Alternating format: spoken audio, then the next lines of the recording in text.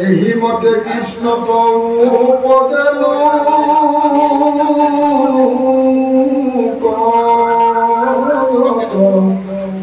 ईश्वरत करी भिन्न नुही सारत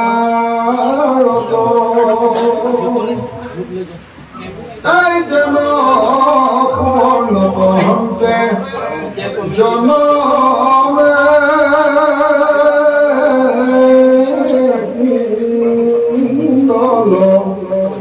विशारद नाम मात्र सुवर्ण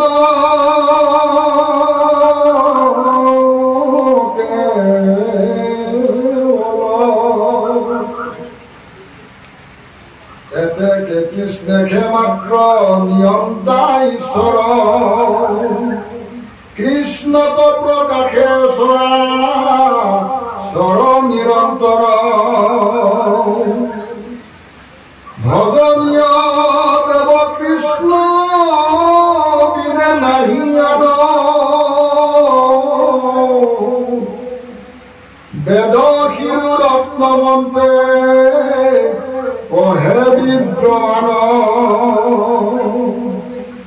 एही बुली ब्रह्मा तुली वेद मंत्र स्वय नारद समस्ते जाल्ला महाशय हेन शुनि मुनि कोनो कुसंत सागरी हेमे यदि कृष्णमय पूजा केन करी किबा दैत्य यज्ञ करे সংশয় মিলিল শুনি ব্রহ্মা হরি হতে কহিবে লাগিল ধন্য পুত্র শুনা বিধান কৈহার ময়ো পূবে ই কথা কৰিছো বিচাৰ ৰাম যদি কৃষ্ণ বিনে বস্তু জগততে নাই কৃষ্ণময় দৈবে যদু কৃষ্ণক সদায় মুখ দেখি মনমাদি যত মহাজ হরির দৈবে করো কান্ত আরাধ ওরা সমস্তে কহিল মই তোমার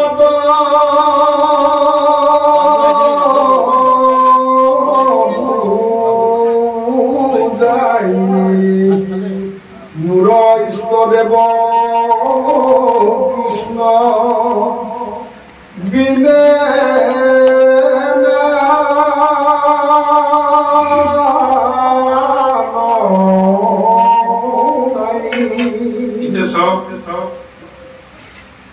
ব্রহ্মা এই ব্রহ্মাই শোধন কৰিছে বুলি কোৱা হয় ভগৱন্ত তিনিটা ৰূপ ব্ৰহ্মা বিষ্ণু আৰু ৰুদ্ৰ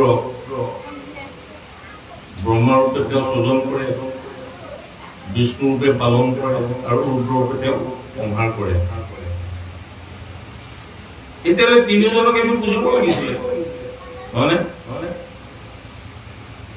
কাৰণ একেজন ঈশ্বৰে এজনে শোধন কৰিছে এজনে পালন কৰিছে এজনে সংহাৰ কৰিছে গতিকে তিনিজনক আমি বুজিব লাগিব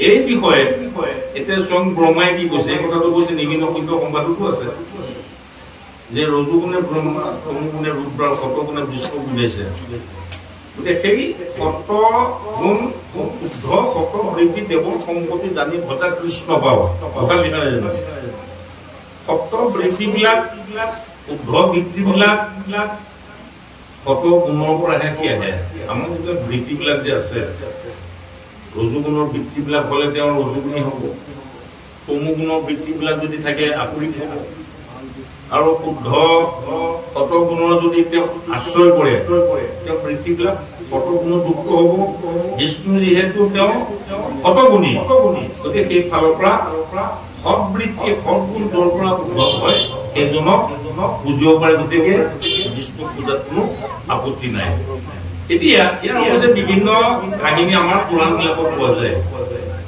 এটি অধিশেষু কু মহান এই তিনিজনৰ ভিতৰত কোনজন শ্ৰেষ্ঠ তাৰ কিছুমান কাহিনী আছে সেইবিলাক কাহিনী এতিয়া বাৰু আমি আলোচনা নকৰোঁ এতিয়া কথা হ'ল যে আমাৰ এই কিছুমান এনে ধৰণৰ বিষয় আছে এনেকুৱাতে কিছুমান আমাৰ কেতিয়াবা আলাপ আলোচনা চলে যে সমস্ত যদি কৃষ্ণই হয় আজি ব্ৰহ্মাও কৃষ্ণই যদি এটা অংশ ৰুদ্ৰ এটা অংশ ইন্দ্ৰ এটা অংশ বায়ু এটা অংশ অগ্নি এটা অংশ নহলে যদি কৃষ্ণই হয় আমি তেতিয়াহ'লে সেই দেৱতাবিলাকতো বুজিব পাৰোঁ এইবিলাক প্ৰশ্ন সাধাৰণতে আহেই প্ৰশ্ন কৰে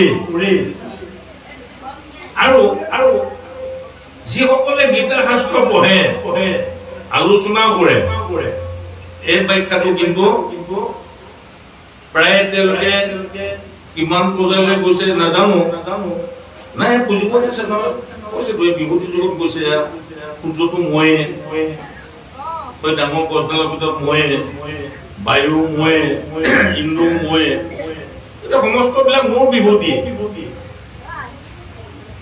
যদি তেওঁৰে বিভূতি হয় তেওঁৰে এটা অংশ যদি হয় সেই সকলক বুজিলে আপোনাৰ কিয় কৰা হ'ব কিন্তু তাৰ সিদ্ধান্তবিলাক তাতে আছে আমি অলপ গভীৰ হিচাপে বৰ দকৈ আমি চিন্তা নকৰাৰ কাৰণে বা আলোচনা কৰিব নোযোৱাৰ কাৰণে আমি তাৰ আতিগুৰি বা তত্ত্বটো আমি ধৰিব নোৱাৰো এই য'ত সূৰ্যক মই বুলি কৈছে ইন্দ্ৰক মই বুলি কৈছে বায়ুক মই বুলি কৈছে গণেশক মই বুলি কৈছে সেই অধ্যায়টো অৰ্থাৎ নৱম অধ্যায় সেই নৱম অধ্যায়ৰ 23 নম্বৰ শ্লোকত কৈছে যে সেইবিলাক মই হয়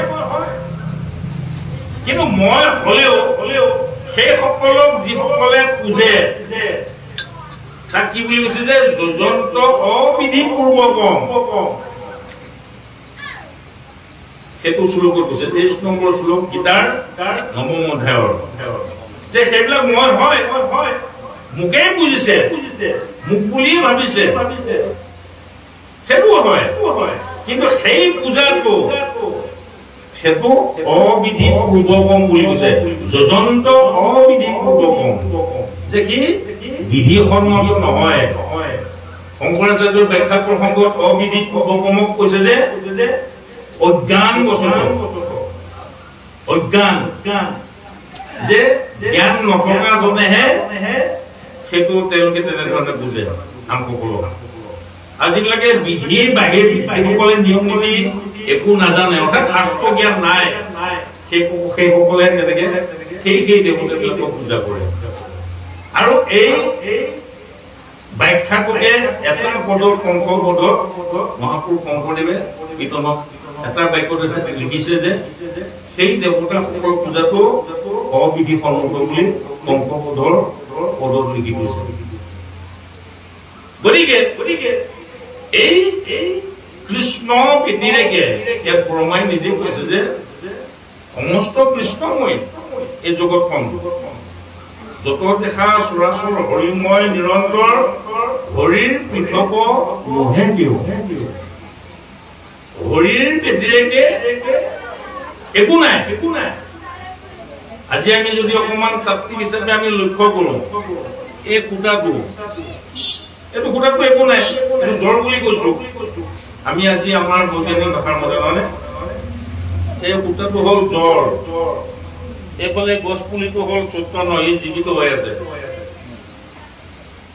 এই জ্বৰটো ঈশ্বৰ আছে নে নাই? চৈতন্যটো বা আছে, গছজোপা চৈতন্য হয়, সি সজীৱ হৈ আছে, জীয়াই আছে, সি চৈতন্য আমি মানি ললো। এই সূতাটো জ্বৰ নে চৈতন্য? তাৰ অৱয়ব এটা আছে নে নাই? হয়নে? এই অৱয়বটো সৃষ্টি হওঁতে তাত যিবিলাক পদাৰ্থ সোমাই আছে, আপুনি বেছি জানিব নহয়নে? ইয়াত যিবিলাক পদাৰ্থ আছে, সেই পদাৰ্থবিলাক ক'ৰ পৰা সৃষ্টি হৈছে? জ্বৰ সৃষ্টিটো হৈছে। এই মায়া সংসাৰে এটা দ্ৰব্য বা পদাৰ্থ হয় নহয়? মায়া সংসাৰ যেনে গছ পুলিটো হয়, এই মায়া সংসাৰৰ এই জড় পদাৰ্থটো যদি জগতখনে জ্বৰ হয়, গোটেই জগতখনে যদি আধ্যাত্মিক দৃষ্টি যদি জ্বৰ হয়, তুমিহে কেৱল সঁচা মাত্ৰ, আৰু সেইবিলাক অসত্য বুলি পেলাই কৈছে।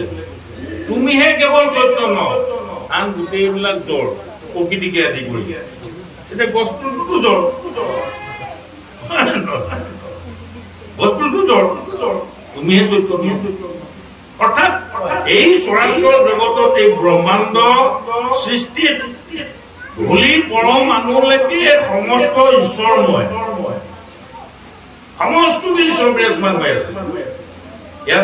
এইটো কিন্তু এইটো আধ্যাত্মিক বেলেগ ধৰণৰ হয়। ইয়াত যদিও আমি জ্বৰ বুলি কৈছো, কিন্তু প্ৰকৃততে এই গোটেইবিলাক চৈতন্য। তুমিহে কেৱল কথা, তুমিহে চৈতন্য, আনবিলাক জ্বৰ। কিন্তু ঈশ্বৰৰ সেই সৃষ্টিৰ ফালৰ পৰা যদি বিশ্লেষণ কৰা যায়, বিশ্লেষণ আছে, বিভিন্নজন ব্যাখ্যাকাৰ এটা বিশ্লেষণ আগবঢ়াইছে। এই গোটেই সৃষ্টিৰ যিমানবিলাক তত্ত্ব আছে, যিমানবিলাক পদাৰ্থ আছে, এই গোটেই পদাৰ্থবিলাকে ঈশ্বৰৰ অংশ। ঈশ্বৰ সমস্ততে আছে কাৰণে সি জ্বৰ হিচাপে হলে আছেই। কথাটো অকমান লক্ষ্য কৰিছে চাগে, মানে নিজস্ব যিটো অৱয়ব সেইটোহে জ্বৰ, বাকীটো চৈতন্য গোটেইবোৰ, গোটেই জগতে দ্ৰব্য হিচাপে, পদাৰ্থ হিচাপে, পদাৰ্থ হিচাপে এই যে দেখি আছো, আপুনি চাগে এইটোতো জ্বৰ। কৃষ্ণৰ পৰা পৃথক কৰি যদি চাওঁ তেতিয়াহে জ্বৰ। জ্বৰ এনে কিন্তু এই পদাৰ্থটো সৃষ্টি হওঁতে ইয়াত কিবা এটা আছে নে নাই? আজি যেনেকে লোহাডাল ক'ৰ পৰা সৃষ্টি হৈছে? তাত বায়ু, মাটি, পানী নালাগে জানো? বায়ু, মাটি, পানী কেইটা ক'ৰ পৰা সৃষ্টি হৈছে? সৃষ্টি কোন হয়নে? সেই 24 তত্ত্ব তেওঁৱে হয়নে নহয়? এডাল লোহা তাৰ অন্তৰ্গত হয়নে নহয়? আপুনি অকমান সূক্ষ্ম হিচাপে চাওকচোন। গতিকে হৰিময় নিৰন্তৰ, হৰিৰ পৃথক নহয়, সমস্ত হৰিময়। এইটো বহু ওপৰ চিন্তা, আমাৰ মনেও ঢুকি নাপায়, কিন্তু মনলৈ ভাৱবিলাক, অনুভৱবিলাক হয়। কিন্তু আমি বুজি ধৰক তুমি চৈতন্য সনাতন